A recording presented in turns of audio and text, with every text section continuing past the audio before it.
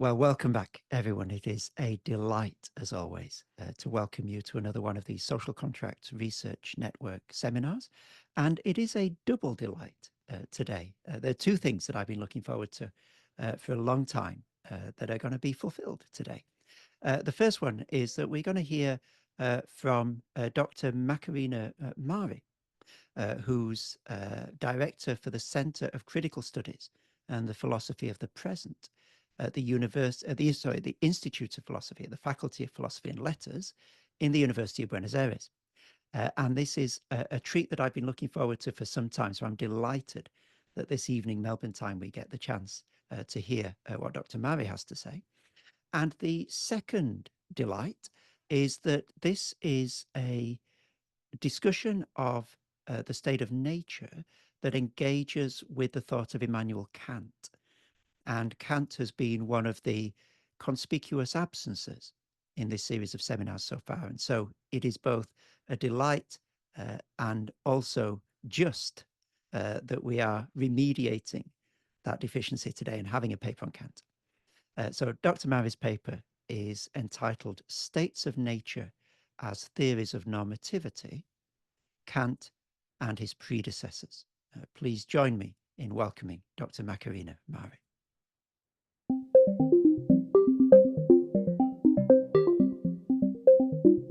Hi, Chris, and thank you for inviting me to the series. I watch almost every one of the lectures in the series, and they are wonderful. So I will start. As Chris mentioned, the title of the talk is State of Nature, Theories of Normativity, Kant and his predecessors. The original paper is going to appear in a Cambridge University Press volume. That is a volume on the Feyerabend lectures, that are the lectures of natural law that Kant gave during several years back. This particular manuscript taken down by Feyerabend, not the most famous philosopher, but just a random Feyerabend. These are from 1785. That is why they're fairly important, because at that time he was peaking in his intellectual production, and he was publishing the Grundlegung, the groundwork for the metaphysics of morals. So this is a pretty important text, but it is also important because it shows us what Kant thought of natural law. And almost all theories of the social contract are natural law theories. Not all of them, but most of them. And Kant has many things to say regarding natural law. So it is very important to analyze what his thoughts on the state of nature were, to understand why he was such a reformer of the natural law tradition and of the social contract tradition. So that would be like the framework of my talk. But here I'm not going to concentrate so much on the lectures, but mostly on Kant's political thought as a whole, right? Mainly having in mind the Rexilere, the Doctrine of Right, which is from 1797, the first part of the Metaphysics of Moral, right? Well, so the main point also of the paper and of the talk is to try to see the state of nature, the states of nature, so the different states of nature by themselves. I mean, not just as a step in a theory, in a wider theory, but as they are in themselves. And I believe that in general, these states of nature are not so much or not only on what the source of normativity is, but mainly about how normativity arises. I mean, it's like they are theories on the logics and dynamics of normativity and how normative orders arise with or without the state. So that is why they are important, because there we get to see what these authors think about normativity in general. So I begin with that. So as I just said, states of nature are not only instruments to explain why the state is necessary, they give us lots of information also regarding how the state is going to be judged and evaluated by citizens, by officials, by international law, etc. So one of my theses is that the state of nature never really disappears from a theory, but it is transformed, it turns into a supra-juridical, supra-political set of principles. So it never really goes away once we leave the state of nature. Of course, for everyone who studies the social contract tradition, and for everyone who has watched this series, we know that there are two types of state of nature in almost all these theories. I call them the real one and the conceptual one. It doesn't mean that the conceptual one is not real. It can be real. It can be just hypothetical. But these authors, modern authors from 17th and 18th centuries, they tend to speak of a real state of nature when they speak about Africa and America, and surely Australia also. And a conceptual one when, I mean, a purely theoretical construction when they think about the European state of nature. I mean, the idea that will later explain the need of a certain form of state. These two states of nature have many things in common, and they are different in other aspects. In both of them, there is power, but there is no politics. Of course, it is very hard to imagine a place devoid of politics, but the whole point of the social contract tradition is to show that no normative order can stand in time without a political authority. That is why it is very hard for us to imagine a place, even if it doesn't have a state. The example that we come to mind always is the mafia. There is power, and one would think there's no politics, but it is a very political way of conceiving power also there. So these also, I'm thinking mainly of Locke, would say that there is power, but not politics, not political authority, meaning. So it would be like a sort of depoliticized place and time. And we have to remember that even though in these theories, the state of nature tends to be an idea, sort of heuristic tool, there is a place and there is a time in the history of human history that they are thinking about. So in the case of Africa and America, that is the specific place of the state of nature. The time also, it is very important to analyze how places that are thought of as real state of nature, they are thought of also as primitive. I mean, as sharing the same historical time that we are living in, but like if they were living in the past. This is what we call allochronism. I mean, the thing that we're sharing the same historical time, but other people, these others, the natives from America and Africa, are like if they were in the past. So,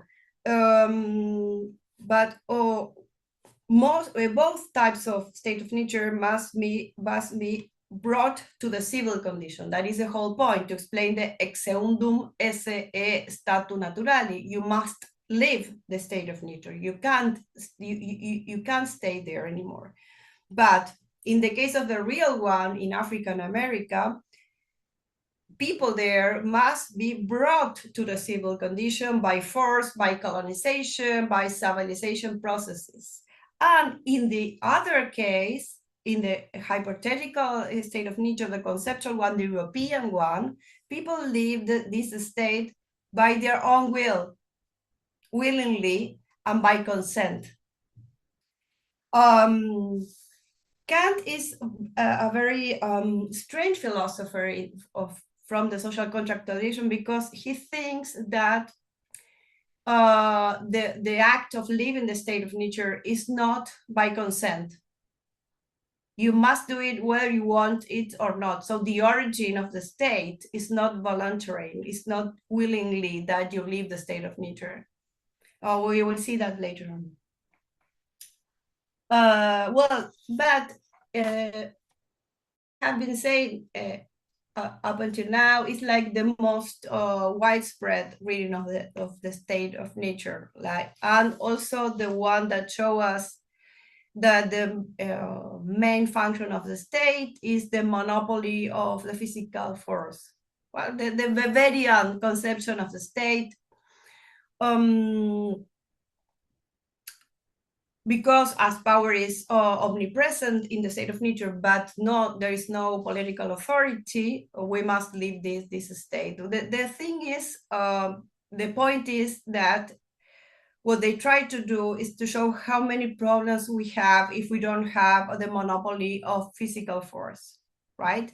So this way of seeing the state of nature automatically gives us a certain conception of the state and of positive law and of political bodies as the monopoly of a physical force. Of course, theories would try to show that the problem is not power per se, but the way power circulates. So some authors will say it circulates in inconvenient ways, like Hobbes, for instance, and some other authors will say it circulates in wrongful ways, in ways that are not morally correct. So we have like these big two ways of justifying the state, like the prudential one and the moral one. For Kant, of course, the problem would be the second type of justification. The problem is that the way power circulates is wrongful. It is not morally correct. Not ethically. Ethics has nothing to do with this problem here, but in a juridical wrongful way.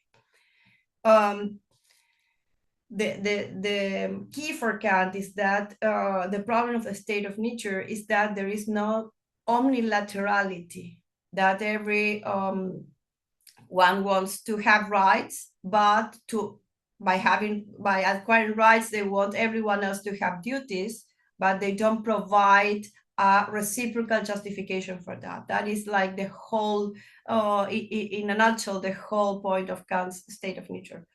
Well,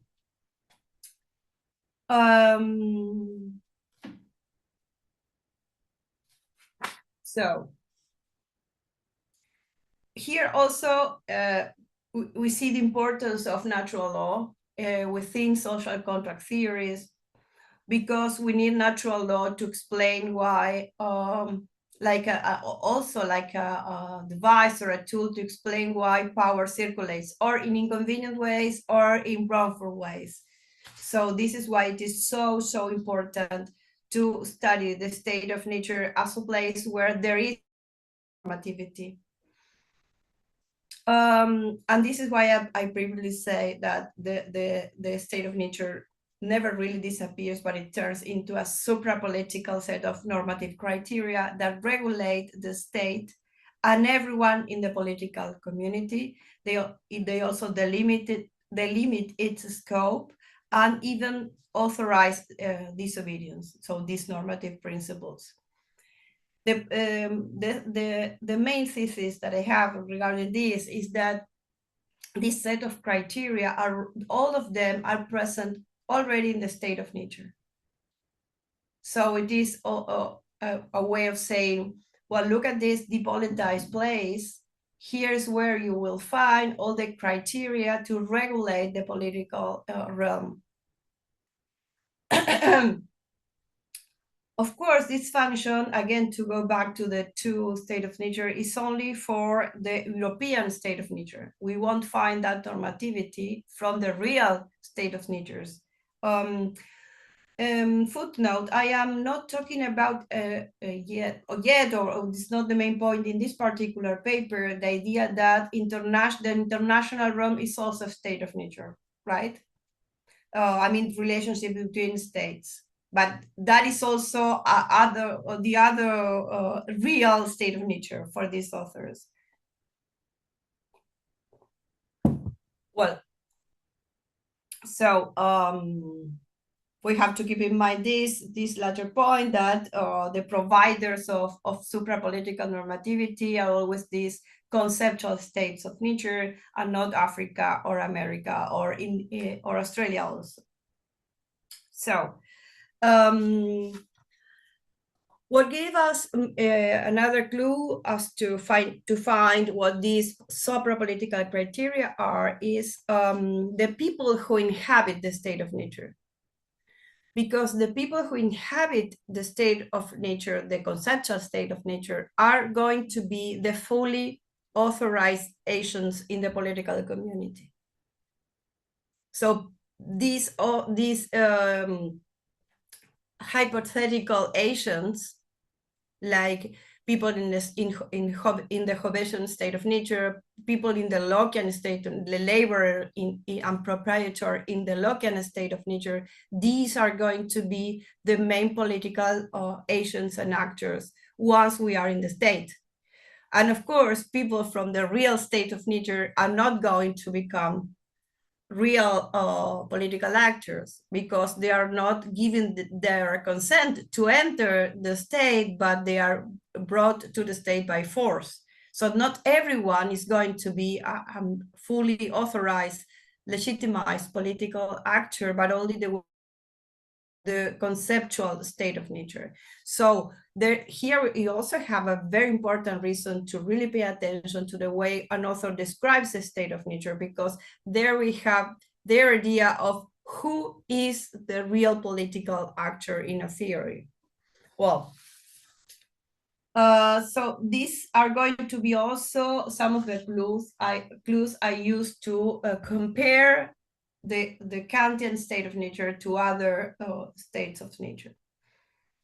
And in this particular paper, I will concentrate in the theoretical state of nature, the European one, with the question, how is natural, and by natural I mean pre-political, normativity generated? Keeping in mind that this pre-political natural normativity is going to be the supra-juridical, supra-political normativity. And here again, I'm not referring only to the sort of normativity, but mainly to how pretensions of normativity arise when people in the state of nature interact, and if these are or are not regulated by a moral legal order independent from that interaction. In general, there is always a moral order independent from that interaction, but for Kant, there is no moral order independent from that interaction, and normativity arises in that interaction. And this is why I like Kant's theory of the state of nature, because he tries to show how we cannot avoid generating normative orders when we interact. It's like the things humans do when they interact. And point two, we can't avoid interaction because the Earth is round, so it is finite. So we are going to encounter one another. We're going to meet eventually, and that's where interaction begins, normativity begins. So for Kant, there is a bare minimum of normativity, but that minimum doesn't get us so far or very far in the path. So we need the state because of that. And well, that is the end of the paper. So my thesis, as I said before, is that the idea of a state of nature tells us two stories. One is about who the main political actors are, and the other is about the supra-juridical normativity and principles that those actors will use to judge and act politically in the state. So why Kant here? As I said, Kant completely the conception of natural normativity. His thesis regarding the state of nature is that all interactions generate normative orders, and that this is inevitable. The problem is that these orders are not omnilateral, which is this keyword in Kant's political philosophy, and thus they are mere impositions upon others. They are not fair, not because of their content or inherent violence. So the point is not violence here. The point is not war or peace in this first moment, but because they lack universality. So even though, even if this state of nature was peaceful, the problem still remains that there is no legitimacy, no omnilaterality. So the solution is that only the popular omnilateral will can legislate a normative order that is universal in the sense of not unilateral, in that bare minimum sense. So Kant, for me, in the Doctrine of Right, uses the state of nature as a heuristic tool to mainly two things. First, to make his conception of external interaction, right duty, correspondence, reciprocity, and omnilaterality more accessible, like to explain them in a more visual way. Of course, appealing to tools that already existed in the culture, in the juridical culture, in the philosophical culture, in the mindset of his time, and to highlight the shortcomings of previous natural law and social contract theories in a critical dialogue with them.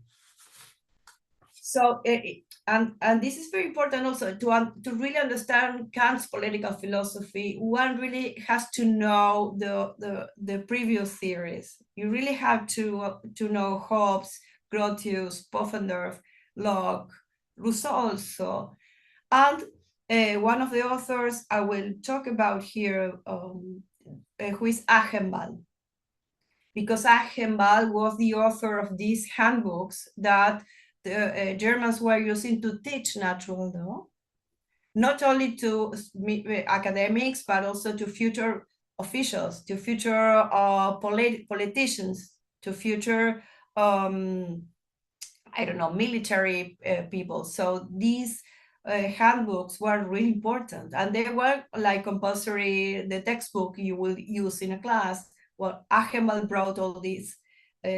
So this is very is important to study. It is a funny theory because it has things in common with both Hobbes and Locke, but mainly with Locke. So by teaching natural law in these Feyerabend lectures from 1785,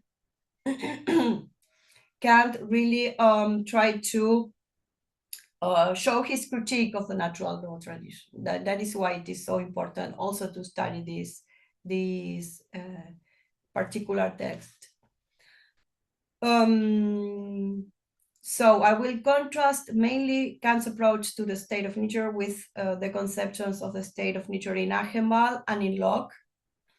In Achenbal, I just state why, and in Locke because I believe it is the most different from Kant, the most different one from Kant, but because Kant is sort of a Hobbesian and also a Rousseauian thinker, and he really liked both authors, and he takes things from both of them and try to mix them and merge them.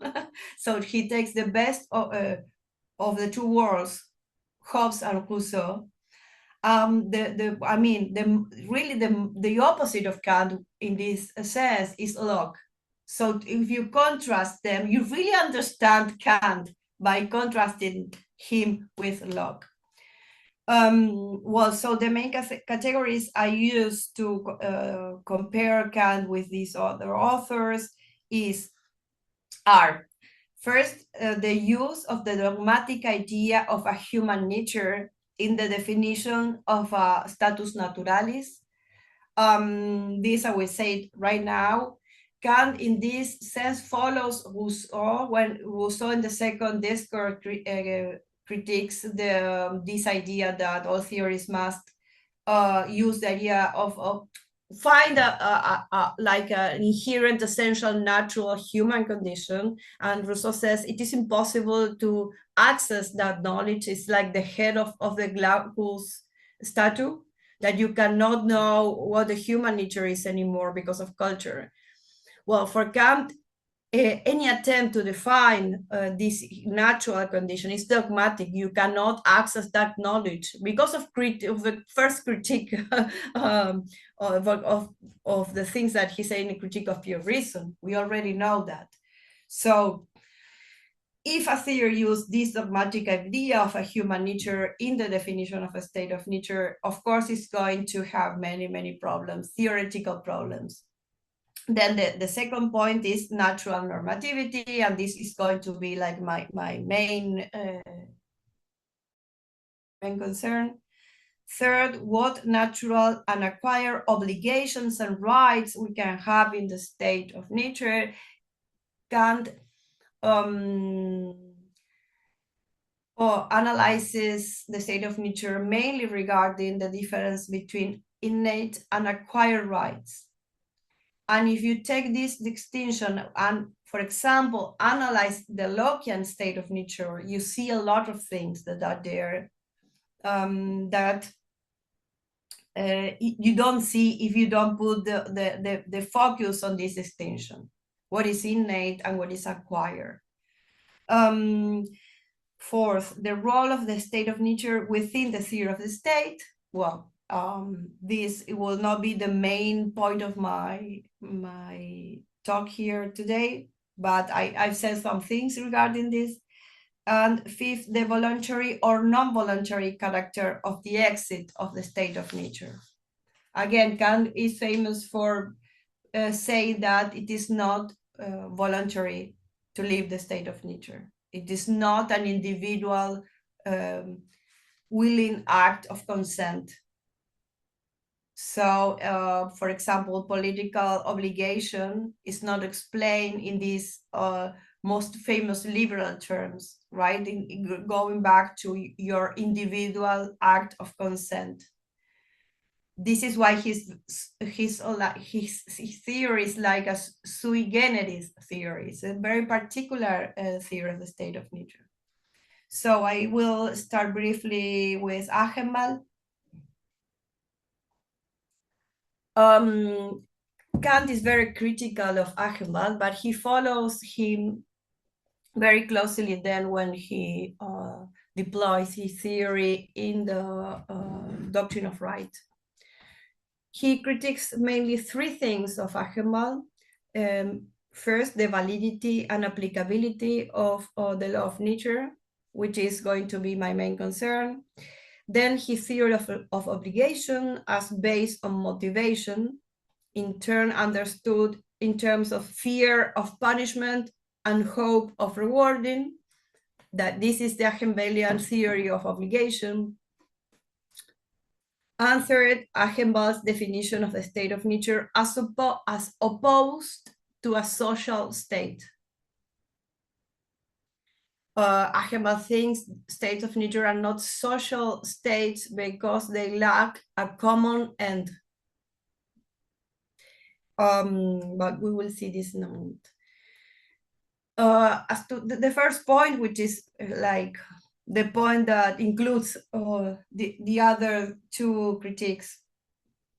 For Achenbach, the most important feature of the law is that we really need to use it in concrete practices.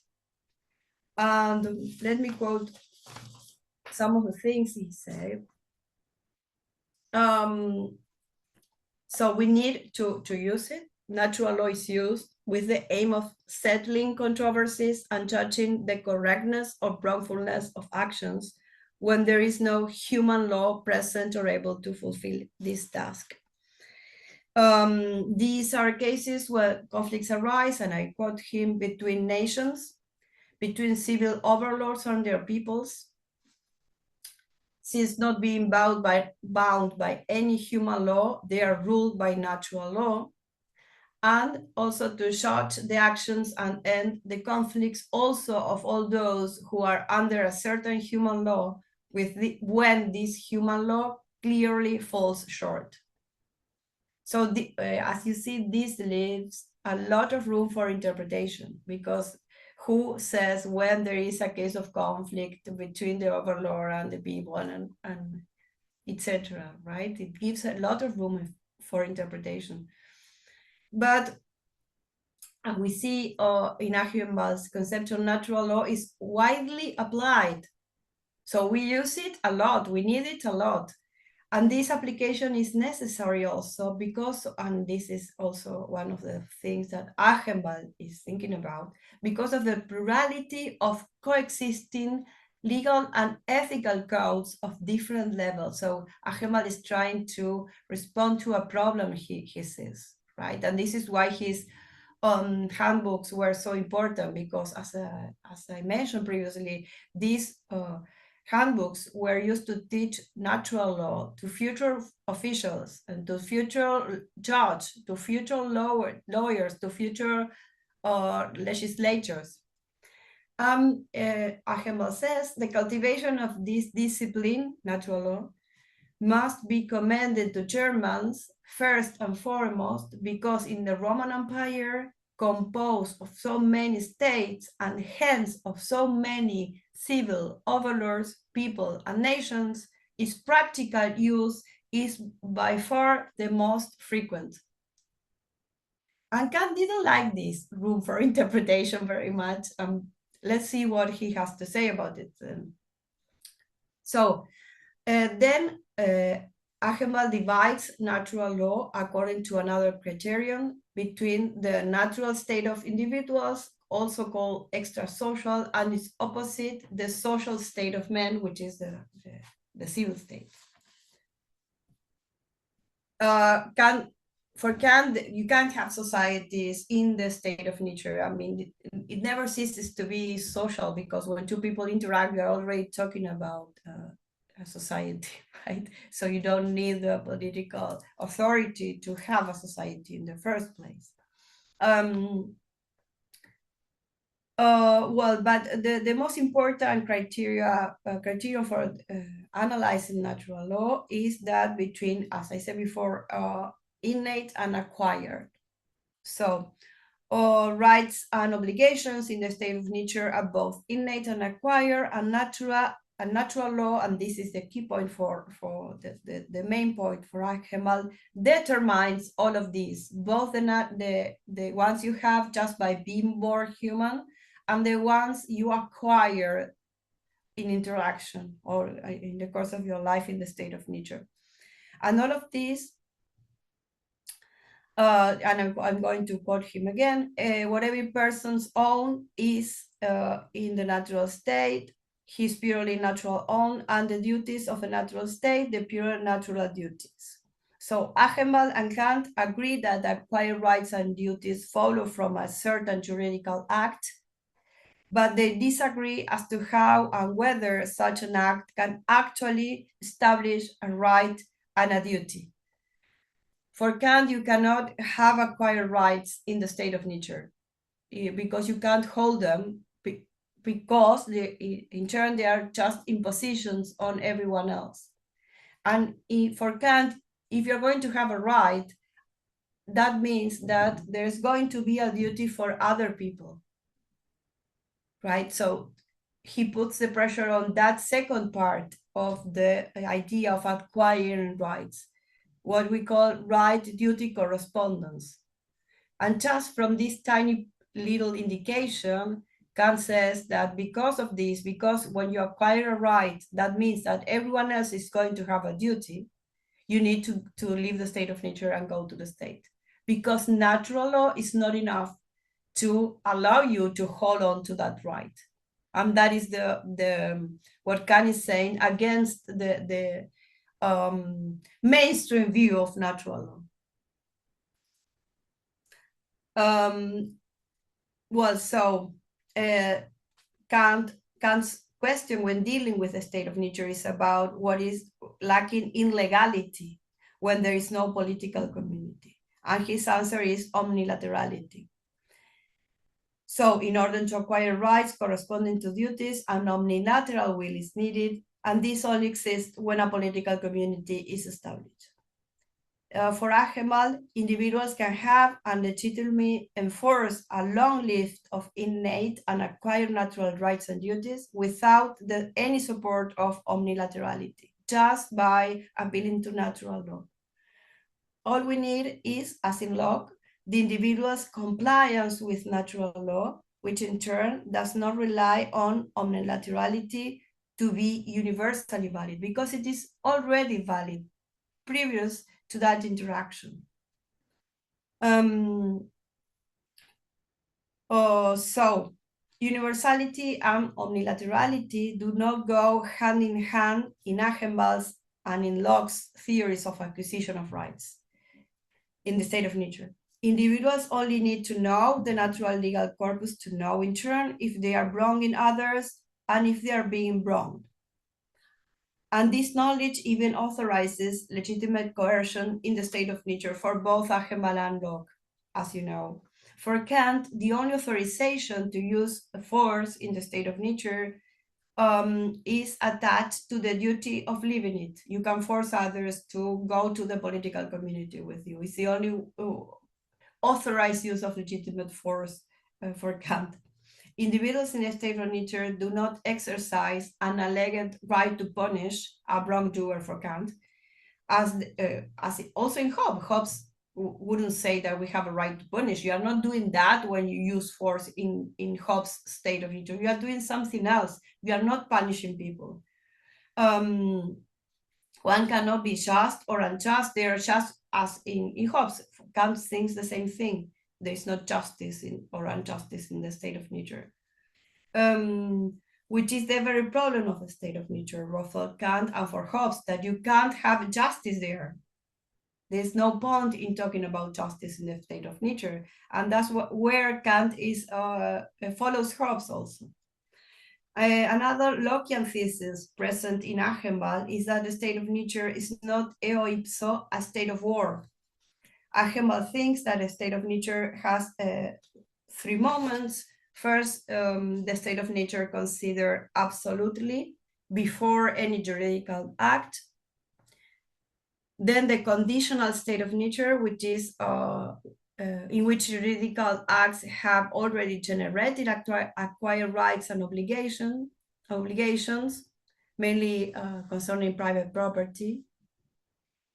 And in the third place, the state of war, which issues when the acquired state follows from a wrongful act.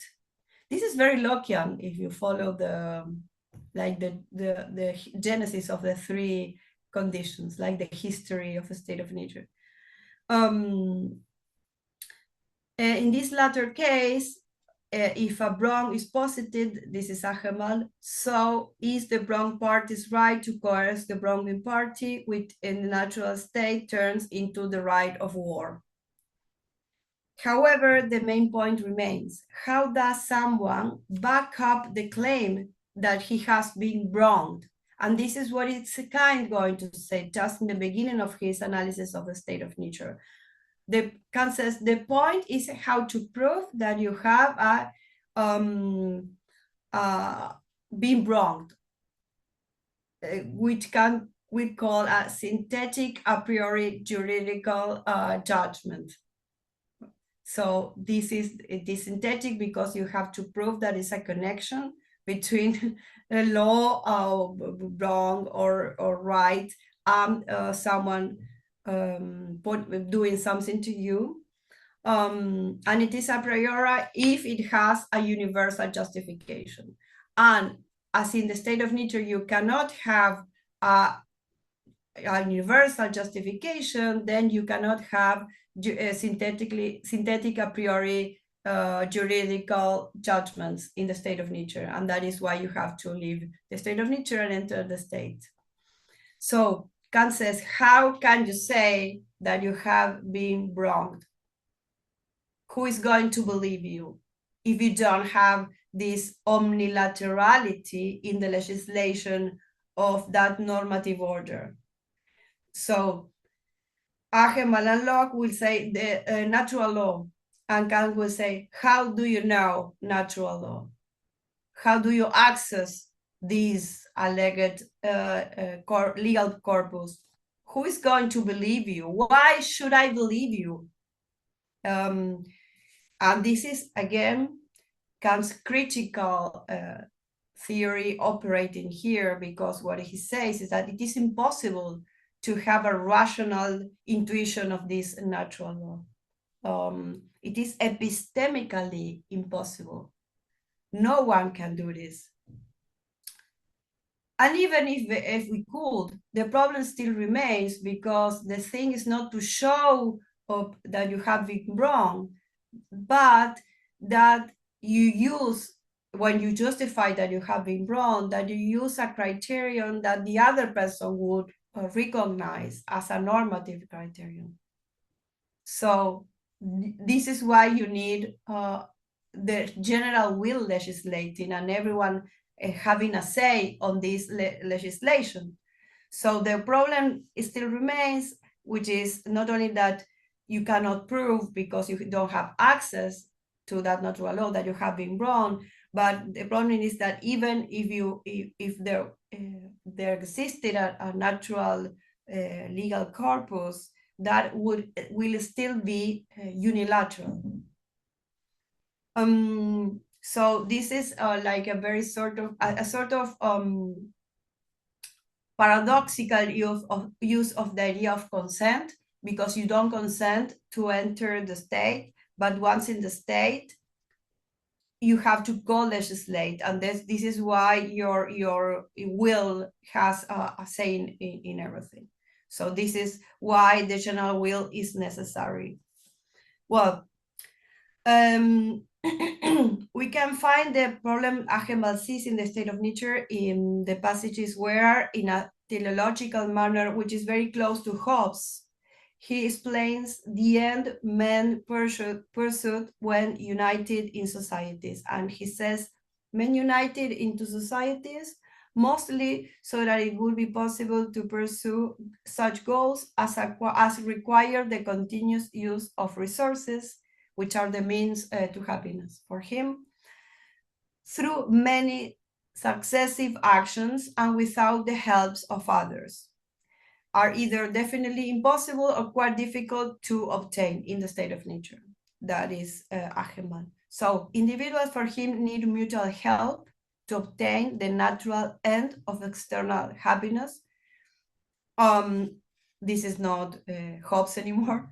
And even to wage just wars. So they need help, but because the state of nature lacks a common end, this help is not guaranteed there. So what gives people such an end is a society, a juridical society. And so individual happiness, which is the natural end for any individual, is attainable only once men have established societies where they can share a goal. Now, for Kant, on the contrary, what is made possible by the political community is the validity of the law that guarantees the correspondence between right and duty in the first place.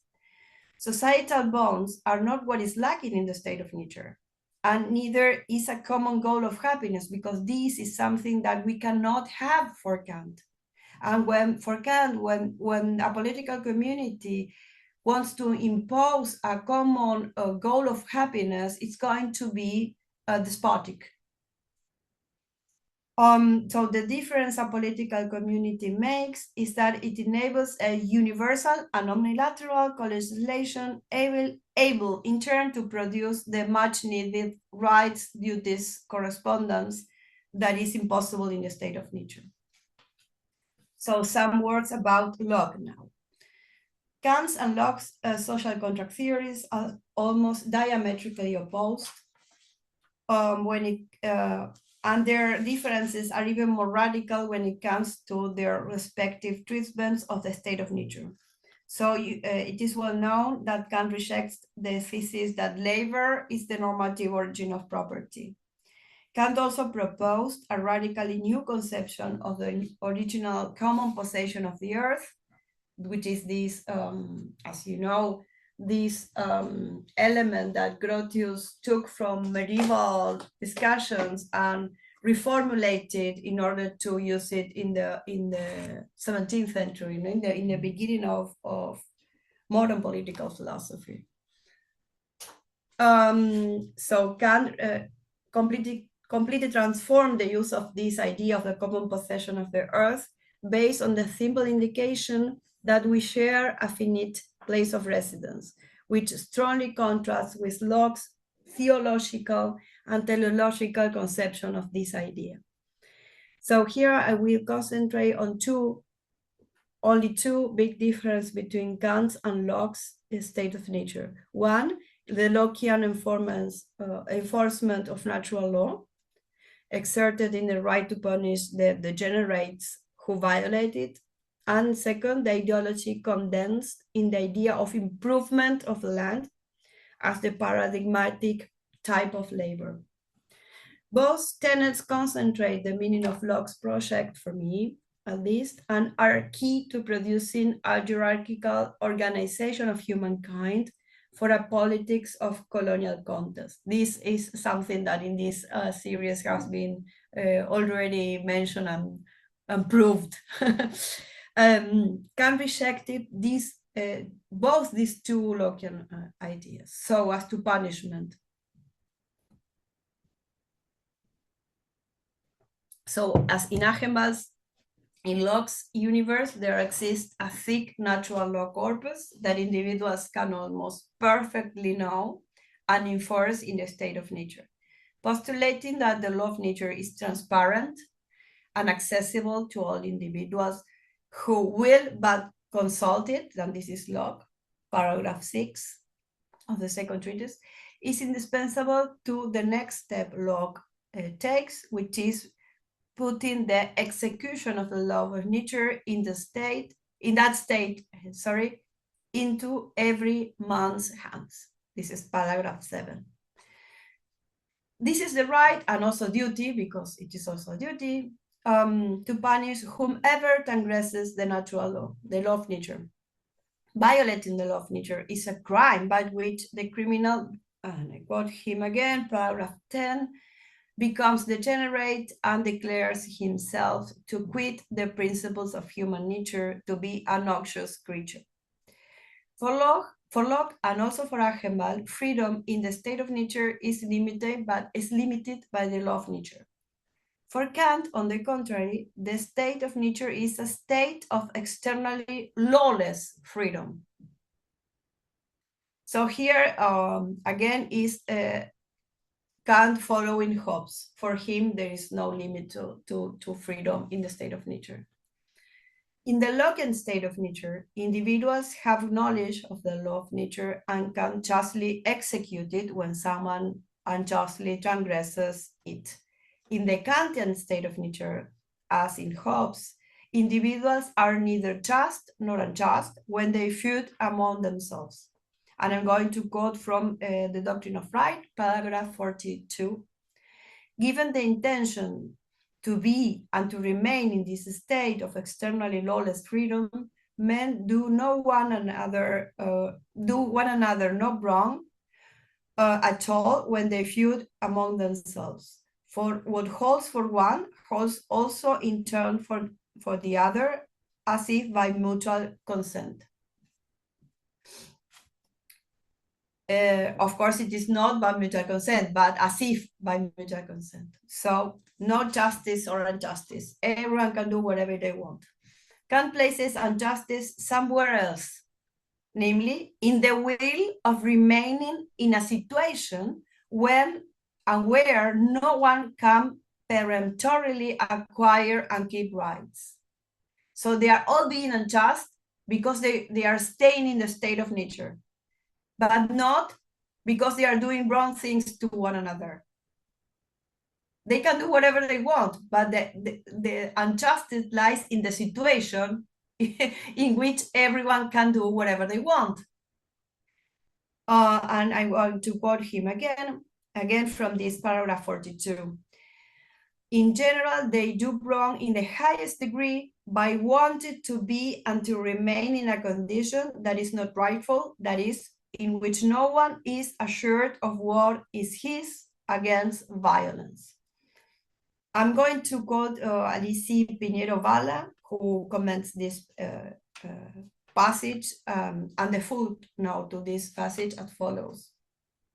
And she says in a text from 2014, Kant's argument in this passage of paragraph 42 is that although individuals do not wrong each other when they attack and pay back attacks in the state of nature, they do wrong in the highest degree by wanting to play the state of nature game instead of entering a lawful condition with each other.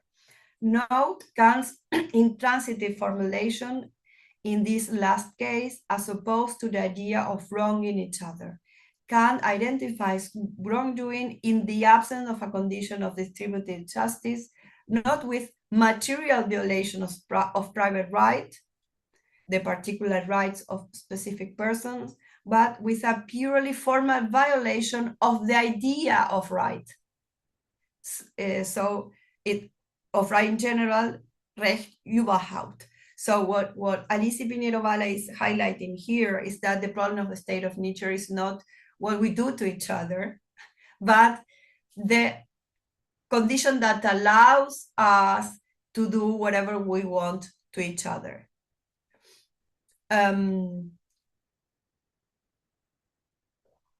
Sorry.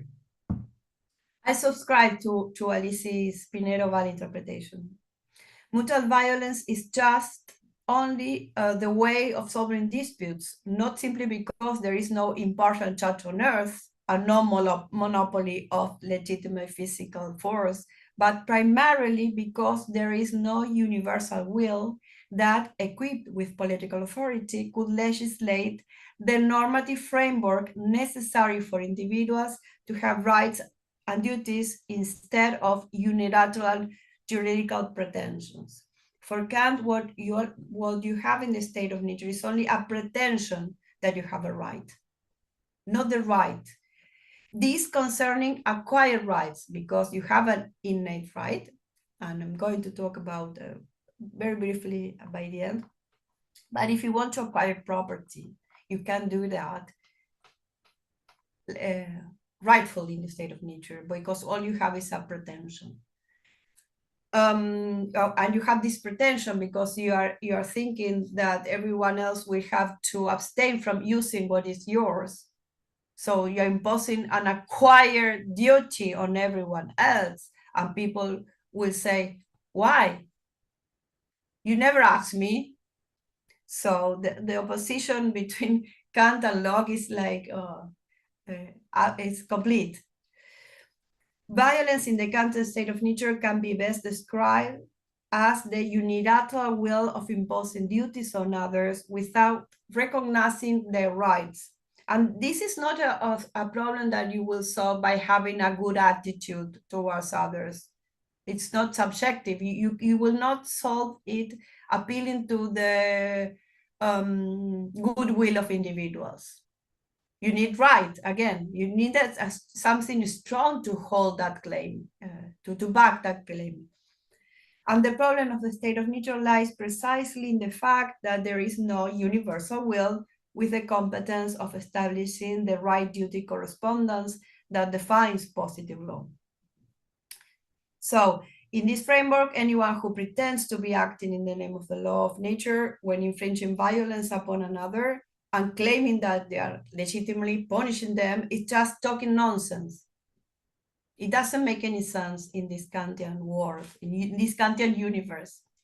So as to the improvement, and I'm going to speed up because I'm already been talking for an hour, I think. So let us turn to the idea of improvement. Locke's complex theory of private property, expounded in the chapter 5 of the second treatise, as you know, does not simply ground private property on labor in general. A central idea of his theory is that labor that improves land gives a title of property on land, which is for him the chief matter of property, as he said in paragraph 31. Not any labor on the land makes the laborer a proprietor. For instance, a servant's labor on a master's field does not give the servant any property on the land. Indeed, Locke's theory of property can be considered a theory of the private property of the means of production avant la lettre. Improvement has a specific meaning in Locke theory and in the context of the agrarian origin of capitalism, especially when it refers to the land and agriculture. And this is what Ellen Maxins Wood explained in the agrarian origins of capitalism. In 17th century England, agricultural technical improvement and developments in farming techniques were a major preoccupation of England's ruling classes, and their prominent theories, like Locke himself, and scientists, especially of the Royal Society, they were concerned with this. But improvement, she remarked, and I'm quoting Ellen Maxins Wood, meant something more than new methods and techniques of farming. It meant even more fundamentally new forms and conceptions of property. Improved farming for the enterprising landlord and his prosperous capitalist tenant ideally required enlarged and concentrated land holdings. So the improvement of agriculture meant a different regime of private property of land. It also, she goes on, and perhaps even more, demanded the elimination of all customs and practices that interfered with the most productive use of land. And that is the end of the quotation. Mainly the commons. So in Locke, improvement is a marker not only of the superiority of new techniques on developments in agriculture, in science, and its correspondent modes of property of the land, as opposed to the old ways of the feudal Europe and the commons, but also, and very importantly, of the superiority of these techniques and modes of property in relation to the vacant existence of land in America. There is thus a double shift in the meaning of labor, from the initial idea of the physical labor that we need to pick up a wild apple from the tree or from the ground. First, from labor in general, so something you do with your body in general, to labor as improvement of the land. And then to the definition of labor improvement as a process by which value is added. And this is in paragraph 40. He says, it is labor indeed that puts the difference of value on everything. And here he's already talking about value in economic terms, not like the apple is yours because you put some work on picking it from the ground. So, and then again in paragraph 42, labor makes the far greatest part of the value of things we enjoy in this world. So the superiority of improvement and the modes of property and production related to it is one of the central natural law justifications of the conquest and colonization of America, which in this series is a thing that has already been said. The Lockean narrative of property starts in a state of common possession of the earth given by God that resembles the condition of America. And here the famous quotation from paragraph 49, in the beginning all the world was America. And arrives at the unequal distribution of private property of the land. So the intermediate move, what happens in between these two moments, is showing how by the law of nature, it is evident that God gave the earth to the use of the industrious and the rational. So I will call this passage that captures the essence of Locke's argumentative strategy, and then I will wrap up the talk. This is from paragraph 41. There cannot be a clearer demonstration of anything than several nations of the Americans are of these, who are rich in land and poor in all the comforts of life, whom nature having furnishes as liberally as any other people with the materials of plenty, it a fruitful soil, up to produce in abundance what might serve for food, raiment, and delight, yet for want of improvement it by labor, have not 1/100th part of the conveniences we enjoy in England. No? And a king of a large and fruitful territory there, here in America, feeds lots and is clad worse than a day laborer in England. This is a very famous paragraph in a passage in paragraph 41. So, in sum, one of the argumentative and rhetorical strategies of the fifth chapter, the second treatise, is to reduce the meaning of labor to improvement, to gradually separate it from manual, one would say proletarian or peasant labor. Another strategy is to lay the normative foundations for the legitimation of the conquest of America. And these two essentially capitalist elements are not external to Locke's political philosophy. They are at the core of his conception of the state of nature and the law of nature. On the contrary, Kant does not have a racist imperialist conception of the state of nature as Locke has, although his political philosophy, his political thought in particular, is highly Euro-centered, and of course Kant had many racial, racist insights on people in general. He was a racist, no one can deny that. But although his political philosophy does have racist, Eurocentric underpinnings, Kant's concept of the state of nature as an argument for showing the main normative problem of the lack of omnilaterality in legislation is a powerful tool against colonization and against this justification of private property only for the ones who have the means of production. And this is why I think that Kant's concept of the Naturzustand and his objection to the labor theory of property can be used to reject Locke's thesis that America was an empty wasteland, immersed in an actual state of nature, and with it, the political negative consequences that came with this idea. So that would be the end, because I've been talking forever, I feel. Thank you very much indeed, Macarena. It doesn't feel as though you've been talking forever. It feels a very rich journey indeed through those ideas. I'm sure there'll be a lot of questions. I'm going to jump in, if I may, and ask the first one.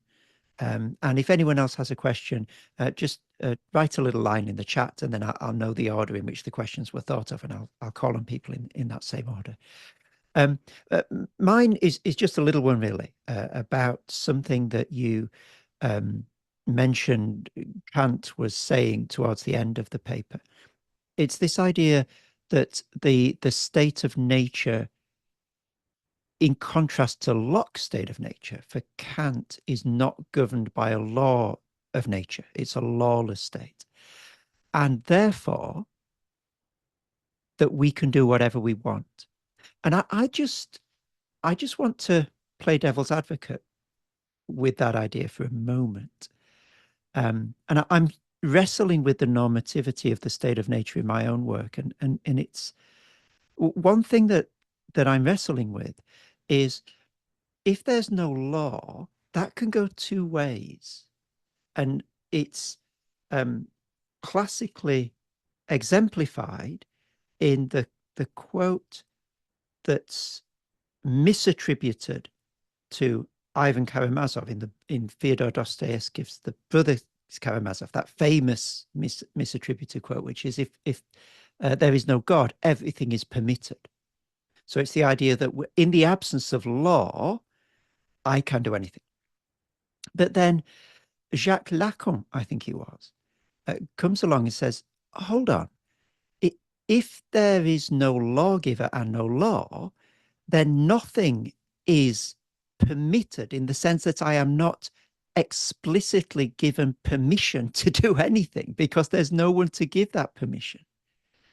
And so if the state of nature is lawless, I have the power to do whatever I want, but it is also equally importantly true that I may not do whatever I want, in the sense that nobody is saying that's okay.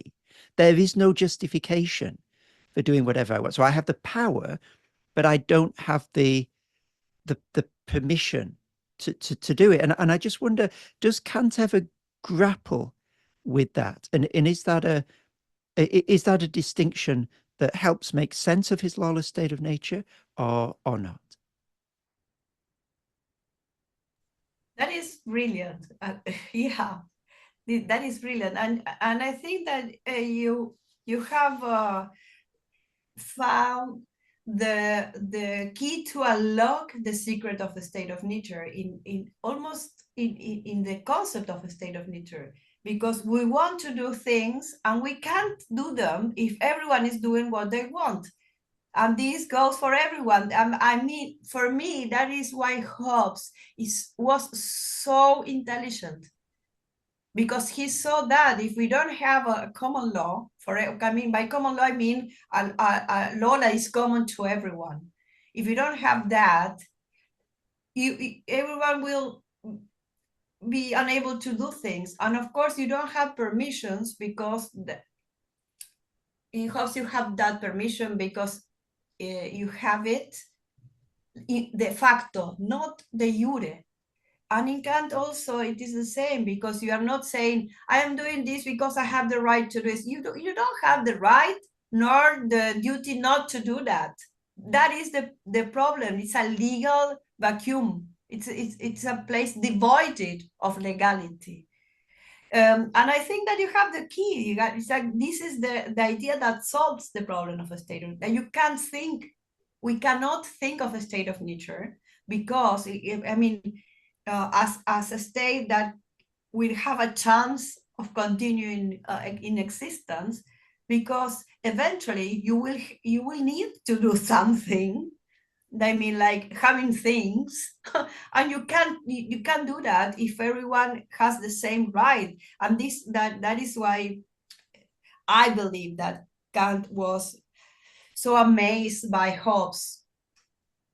Kant thinks in these lectures we'll find that, but then again you will find also in various different quotations in his Nachlass, that Hobbes was the only one who really understood the state of nature. But not the problem for Kant. The problem with Hobbes is that he wasn't able to give a strong justification of the state, because it relied ultimately on the individual act of consent. And for Kant, that wasn't enough, because for him, motivation was not the way to go to justify the state. But I think that would say, yes, that is exactly the problem of the state of nature, that you can't do anything there. And it is like contrary to what we humans want to do in life, have things, enjoy life. You can't do that. Thank you. Yeah, that's incredibly helpful. Thank you so much for clarifying that. Karen, could I invite you? No, thank you, because you clarified it with that quotation. I have never thought of that. Thank you, Karen.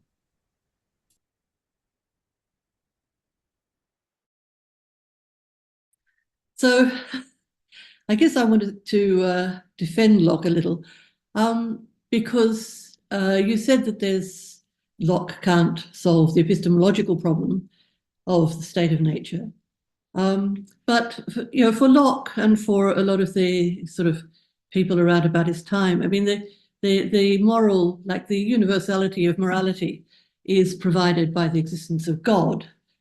So Cumberland, who was something of an influence on him, he defines the law of nature, which is, as Locke says, well, in the state of nature, there's a law of nature, which is the law of reason. And Cumberland has, by laws of nature, we understand some propositions of unchangeable truth and certainty, which are to direct and govern the voluntary motions of rational, free agents in the election of good and in the avoiding of evil, which laws lay obligations upon all outward acts of behaviour, even in the state of nature, prior and antecedent to all laws of human imposition whatsoever. So these pre-Kantian, Lockean, Cumberland people who are objecting to the Hobbes positivism believe that there is a universal law that is, which is God's law, basically. And Locke has a theory of how we know the law. We know it actually just as Kant, in a sense, thinks we know other synthetic a priori truths. We know it by reasoning and comparing ideas. So he says in the essay concerning human understanding that moral laws are, if only we understood things properly, we would see that they're grounded in relations amongst ideas in just the same way as laws of arithmetic and mathematics. And I really don't myself see, I mean, to me, what Kant's doing is, in the critique of pure reason, he criticizes as dogmatic those people like Locke and Cumberland, etc., who think that you can prove by reason the existence of God, and then that leads him to have to sort of fall back on this, what he calls pure practical reason, and reason, this is sort of empty universalizability of somehow reason. And to me, this is just completely pointless and futile, because reason by itself just doesn't tell you anything about how you should act or how you should bring about the good, unless you have some theory, as earlier natural law theorists had, about the nature of humanity and what it is to flourish as a human being. Then reason just won't get you anywhere. So I just think that Locke's the problem for Locke is that, if you like, the proof of the existence of God, but I don't think that that Kant solves it in the slightest. Thank you. Yes, that was also a very intelligent comment, and it goes to the origin of the whole discussion, right? Well, many things to say. Let's see that from the political point of view. If we need God to build up our political theories, then we need a certain interpretation of what God says and wants us to do. And famously, for Locke, atheists and Catholics cannot be trusted. So that won't get you very far if you are in England, and we know what happened. That's why Hobbes says, well, you need the political authority to say this is the correct interpretation of the Bible. But there are other people who are not atheists nor Catholics, and they are the Americans and the Africans, who have a very strong claim not to believe in this Lockean God, because this Lockean God is not for me, because I cannot avoid being a political philosopher. I'm not trying to say that. But let me go. Solves the problem, but I don't think that Kant solves the problem either. No. But for Kant, that is not the real problem. For instance, for Kant, there is a concept of God which is highly political. But you have to go to the religion text, not to the critique of pure reason. You have to go to religion text from 1793. And there Kant says that we need religion to think about what this religion with quotation marks, right? Because Kant invented this thing. You need an ethical community which can only be guided by God, and which comes after the political community. It's not previous to the political community. It's something political communities need if we have a chance of having a common end, this common end Achenbach thought of, and if you're going to live under laws of virtue. But for Kant, the problem for political society is not ethics or virtue, but this thing that we cannot back up our claims to acquire rights if we don't have a general will. And the origin of legitimacy here is interaction, is in finding one another and sharing our reasons for action. So this is like an immanent reason for having a common will. What Kant would say, yes, we need God, but not for political communities. We need it for him or her or it for something else. But if we are talking about political communities, we have one another, and we have to respect what the other person wants and thinks. So Kant is this big, also as Hobbes, this big fan of having different sort of ways of justifying normative claims, depending of if you're talking about right or if you are talking about ethics. The content of that normativity or normative order depends on humans, not on someone accessing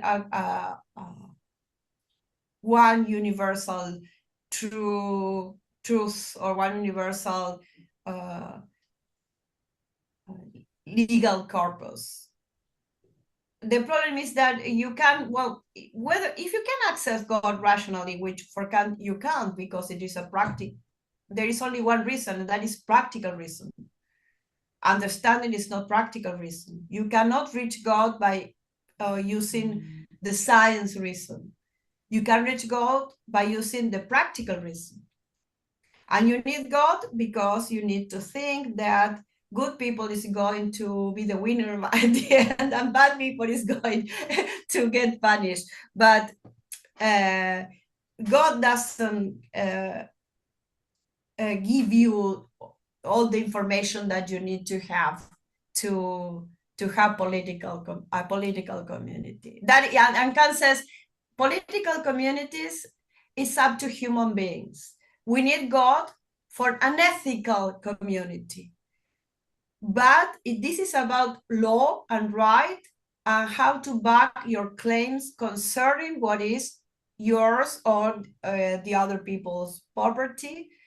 But that is the point of law. Law has nothing to do with the internal, with virtue.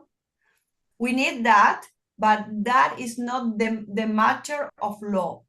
So that is where Kant is not Hobbesian anymore, and says, well, no, the legislature can't say a thing about a God, because that is up to the people. And he's very, very here he turns very popular philosopher, and he says that religion is a matter of the people. The people chooses different peoples, they will choose their religions.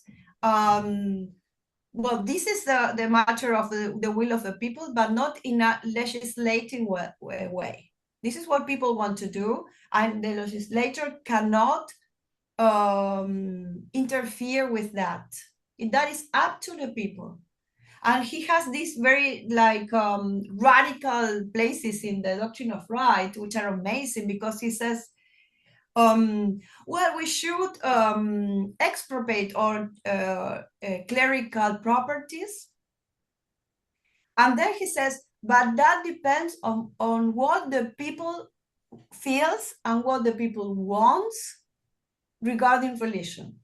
So he wants to be a Jacobin, but then he says, but you cannot impose that on the people. If people want to be religious, they can be, and you cannot go against them. But that has nothing to do with law. It's like what you have to respect and honor, but you cannot go against that. And the other way around, you cannot.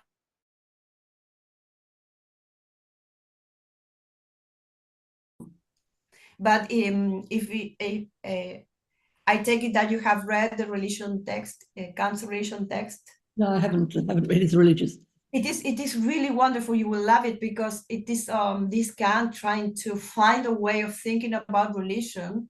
Like when you read Rousseau's Religion Civile, and you feel that something is lacking there, right? Internal, the rational faith. And this is where Kant gets a beautiful thinker, and Kant just don't know what to do with this text because it sounds really unkantian. You will love it, I believe, if you because the concept of God in this text is just a wonderful concept of God. It's like, I don't believe in God, but in my particular case, but I would believe in this particular God from the religion text. It's a really cool God. I know I haven't answered your question, but my answer is that I see the problem from a different perspective. Thank you, Karen, very much for your comment. Yes, no, thank you for an extremely rich question and a wonderfully full and rich answer as well. Could I invite Stephanie now to ask your question, please?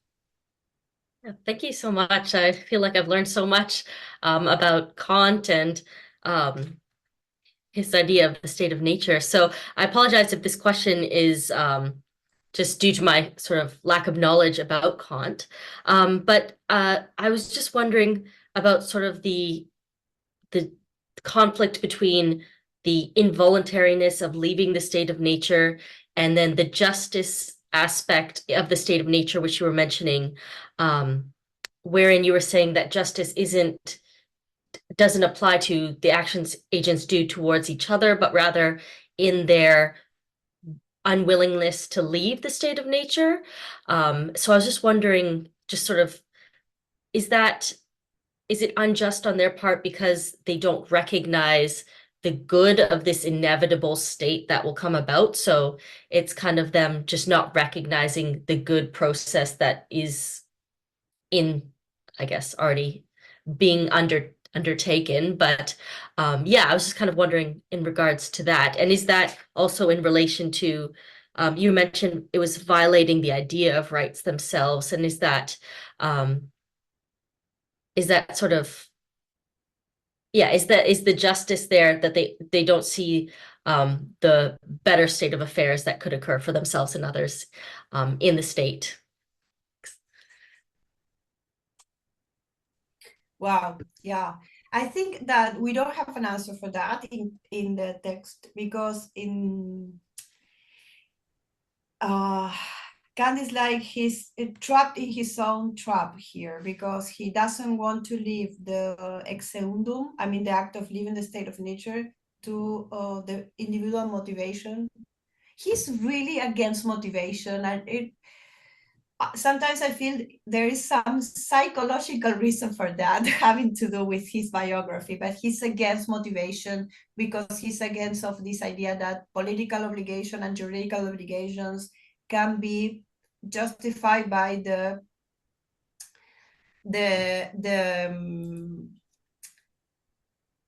this hope of rewarding and fear of punishment. Because he thinks, well, that's purely subjective, purely empirical, doesn't get you very far from where you need to go, and that is his critique of Hobbes' political philosophy. But then again, when he has to explain how exactly this thing of leaving the state of nature happens, he doesn't say anything. And here is where I think that he's only pointing out that the state of nature is an impossible place and time to think about. It doesn't exist. But you know that for Kant, America was a political place. I mean, for him, American peoples, they have political communities. For him, every society was a sort of political community. Another thing, what he was trying to justify a republic and etc. But for him, all peoples have some sort of political community, and it doesn't need to be the modern state. It doesn't need to be the modern republic. But this discussion goes back ages before this. If the point was in America, if American peoples have or didn't have political communities, and you have many authors from South America writing in the modern times about it and so forth. But regarding motivation and what people think, I couldn't answer that question because Kant doesn't provide you any insights into that. But I would say that these people, these imaginary people who are willing to stay in the state of nature, are something like Hobbes' fool. It's like someone that Hobbes invented just to explain his concept of justice. So Kant is not doing that because he doesn't say there is a fool who wants to stay in the state of nature, but that it would be like someone very similar to Hobbes' fool, but and then we have to analyze what is this Kantian fool saying, and this Kantian fool will be saying, I can have property and acquire rights in the state of nature because I only need my force, and I don't need others people consent, or not consent, because that is not mainly the point. I don't need others people recognizing and acknowledging that they have a duty. But if other people doesn't acknowledge that they have a duty, they will use force against you because they don't have to respect anything, because they don't recognize your property right.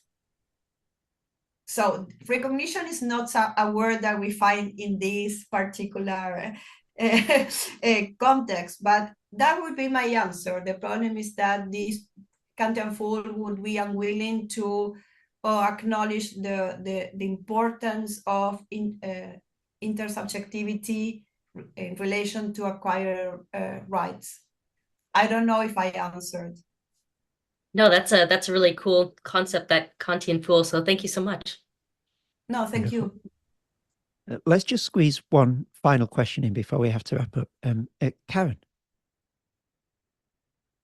Oh, you're on mute. Sorry, Karen. I wanted to ask what Kant's view is of the family in the state of nature, because so Hobbes thinks that the family is a political institution, and in a sense, there are two levels of the state of nature. There's the formation of the family, and then the formation of the state, which is,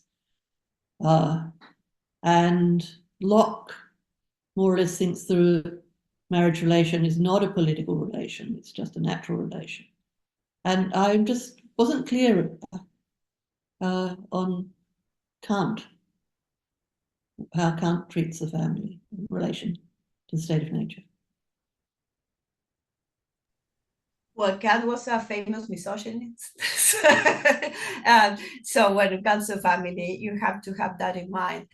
Kant is very ambiguous about this because he believes that the state of nature is a societal place. I mean, there is society there, as opposed to Acheman, who thinks that there is no society.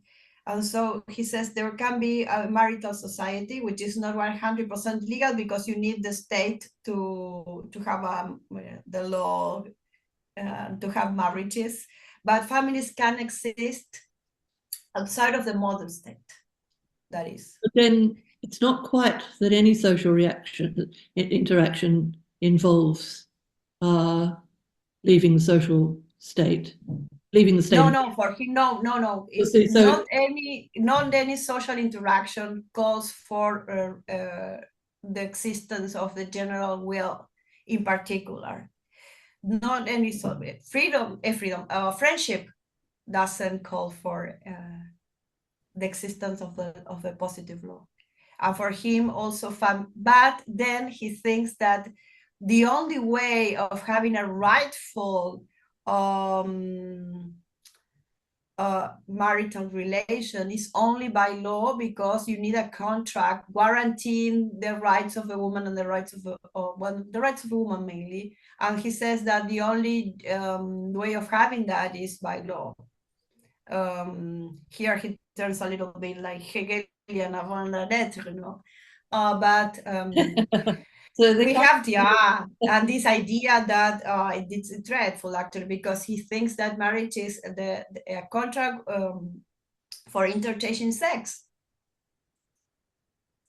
And that is why you need the contract in order to make sex dignified. You need to have your will and the state involved in that to say, well, no, you can't have sex in a dignified way. See, I think that Kant, well, you know that Kant wasn't a very religious person. I mean, he didn't go to church, but here is where you see the conservative part of Kant's religious education. So you can have many sort of societal bondings and relations that don't call for the general will. So you can have families, and you can have friendships, and you can have also religion. But there is some sort of ways in which we relate that call for the existence of the state, and they have to do with acquired rights. But for one thing, I mean, one part is cool because, I mean, he acknowledged that these are have to do with society and not natural lawless freedom, but also that you don't need the state for everything, that there are places of human interaction that are social, but that they are not going to be under the scrutiny of positive law. Also, you have to remember that this, well, Kant in particular, I believe that this is also something he picked up from Hobbes. For him, like political is like the same of juridical. It's not our conception of politics and the political. I mean, I'm thinking of Claude Fort. We have a wider conception of the political. But for Kant, political was, in his mind, only the juridical. But he, as you well, I'm sure you know, he was a misogynist, and everything he said about sex and marriage is 100% conservative and not very interesting, actually. Wonderful, thank you. I think we will have to draw it to a close there. We've gone slightly over time, but it's been a festival of richness, and so I'd love it if you would just join with me in thanking our speaker for this evening, Macarena Marey. Thank you so much. Thank you, guys. Thank you very, very much.